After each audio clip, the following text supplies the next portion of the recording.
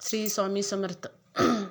मंडळी, आज गुरुवार असल्यामुळं मंदिरातील नित्यपूजा बघा तुम्ही. आमच्या काही मंदिरामध्ये महाराजांची गुरुवारची विशेष अशी पूजा असते. पिवळे वस्त्र परिधान केलेले असते, पिवळ्या अलंकार घातलेले असतात. हार पण हा पिवळ्या रंगाचा असतो. पिवळा रंग हा महाराजांचा आवडता आहे. दररोज सकाळी काकडा 5:30ला होतो, 6ला आरती होते, पौर्णिमेला अभिषेक वगैरे होतो आणि गुरुवारी ही सकाळी 5:30ला काकडा होऊन 6ला आरती होते व 6 वाजल्यापासून संध्याकाळी 7पर्यंत अखंड नामस्मरण असते. जो आपल्या इच्छेप्रमाणे जेणे लोक नोंद करतात. अर्ध्या तासाचं नामस्मरणाची सेवा दररोज काही जमत नाही, परंतु आठवड्यातून एकदा तरी आवर्जून करतात. सकाळी 6:30 वाजता आरती होते, त्यानंतर दुपारी 12:30ची आरती होत्या आणि संध्याकाळी 7:30ची आरती होत्या. अशी त्रिकाल आरत्या दररोज तरी असतात, परंतु गुरुवारी हे विशेष असते. आज आम्ही 12:30च्या आरतीला मंदिरामध्ये गेलो होतो. खूप गर्दी असते. त्यानंतर संध्याकाळी 7:30चा आरती झाल्यानंतर प्रसाद असतो आणि दर पौर्णिमेला महाप्रसाद असतो.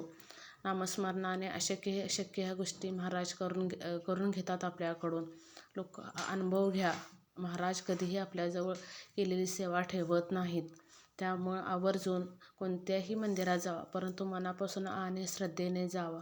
आम्ही दर गुरुवारी दुपारी 12:30च्या आरतीला जातो आणि 10 मिनटं नामस्मरण, अर्धा तास जसं वेळ मिळेल तसं नामस्मरण घरी येतो. हे बघा, बायका सगळेजण रांगेमध्ये दर्शन घेतल्यात आरतीनंतर. काही जण इथं महाराजांच्या पादुकाही पेटीमध्ये पूजा करून ठेवलेल्या आहेत. इकडं दर्शन बायका घेत आहेत.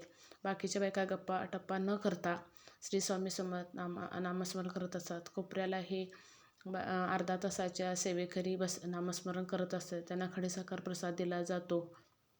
जे तो येईल तो इच्छेप्रमाणे आपले दानपेटीमध्ये मदत करत असतो. कोणी फळाच्या स्वरूपाने, कोणी प्रसादाच्या स्वरूपाने, कोणी पैशाच्या स्वरूपाने. आपलं थोडी तरी सेवा व्हावी म्हणून काही महिला आरती झाल्यानंतर मंदिरातील साफसफाई करतात. ही अशी मंदिर मस्त इमारत आहे.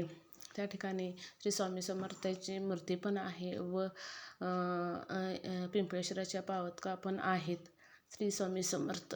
आवश्यक एकदा भेट द्या आणि जाता जाता चॅनलला लाईक आणि सबस्क्राईब करा. श्री स्वामी समर्थ.